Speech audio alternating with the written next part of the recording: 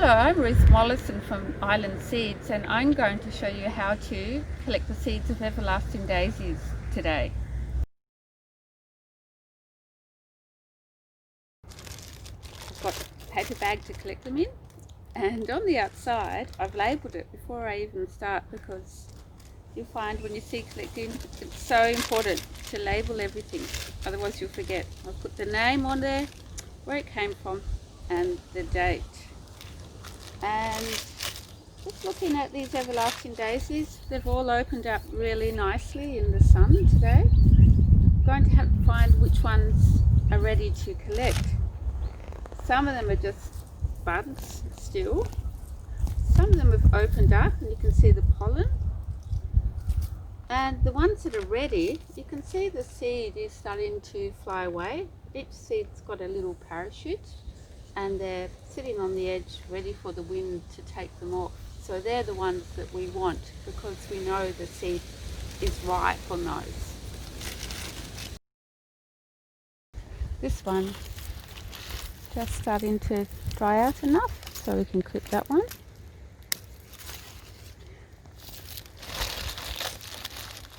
Okay, so these ones aren't ready yet. And you find that the butterflies enjoy sitting on those because they're still yellow. They've got pollen on them.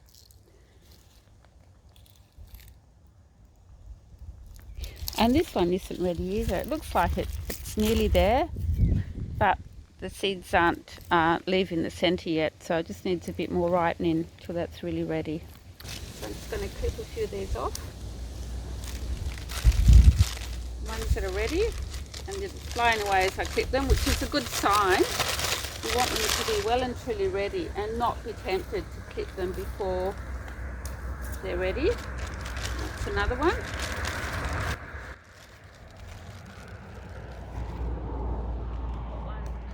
Here that's just starting to leave, but that's okay because the other ones are drying out too. So one more here. Okay. And what I'll do is I'll come back every few days and just keep clipping them as they ripen up.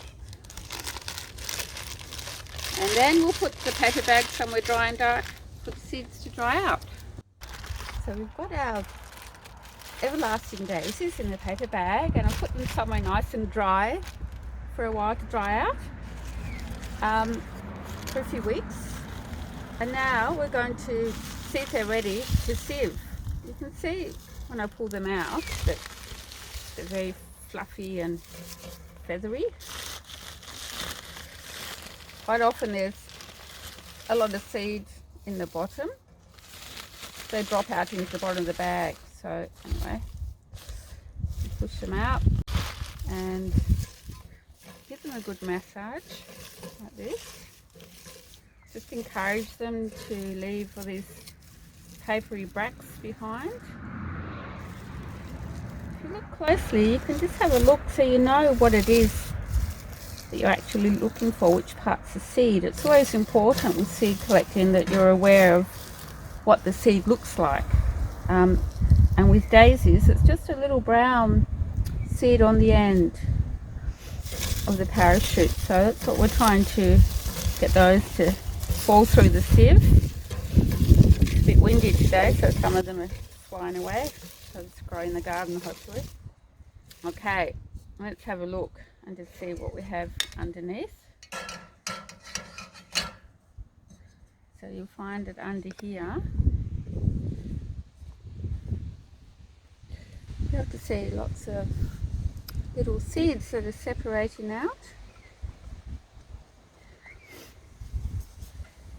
There's also a bit of debris in there with them, but if you're just sowing them at home, a little bit of debris is fine. It doesn't really matter. If you're really fussy, you can winnow those and just get some of that to blow away.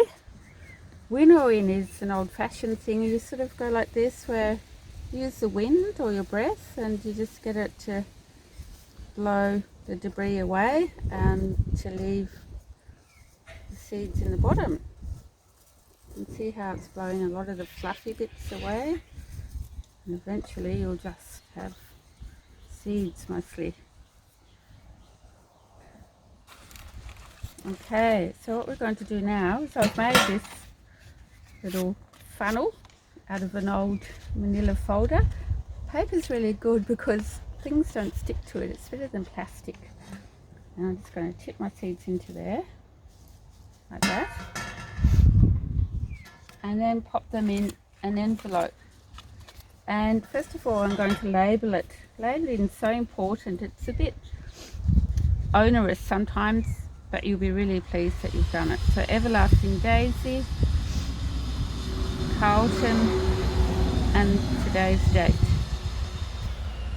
Just 3 bits of information, pretty basic, and that's probably all you need. And now we're going to just put the seed in there, like that. It's your very own seed packet, and that will be good for, I don't know, 3 to 5 years. Okay, that's it.